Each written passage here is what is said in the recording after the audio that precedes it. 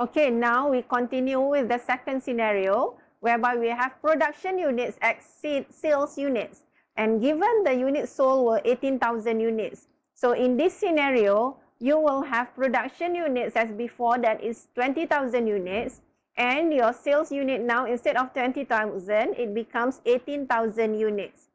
So you need to do the stock movement. The cost per unit remains the same. So the stock movement, your opening stock is 0. Your production is 20,000 units. So you have goods available 20,000 units.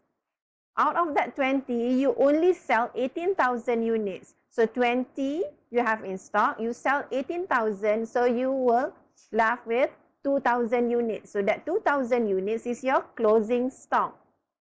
Once you have identified the quantity for your stock movement, then you prepare the statement, the profit or loss statement. So you start up with your marginal costing approach. So this is the third statement that we're going to use. We're going to make, that is marginal costing income statement for the year ended 31st December 2019. Again, you start with your sales, but now the sales instead of 20,000, it becomes 18,000 units.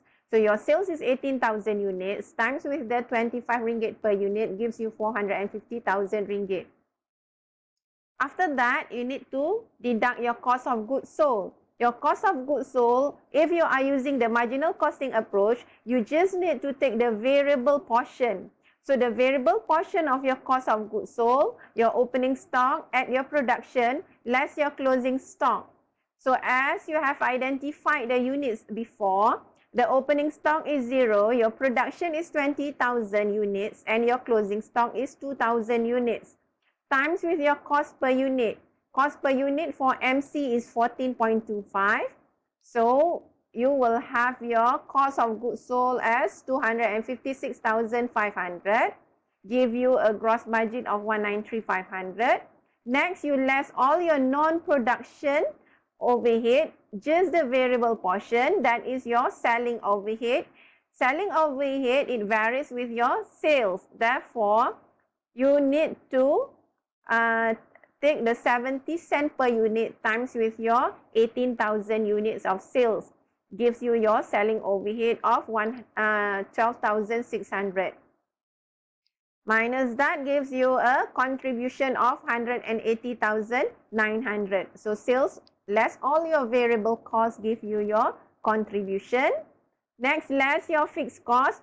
Here you will include all your fixed costs, including your fixed production overhead.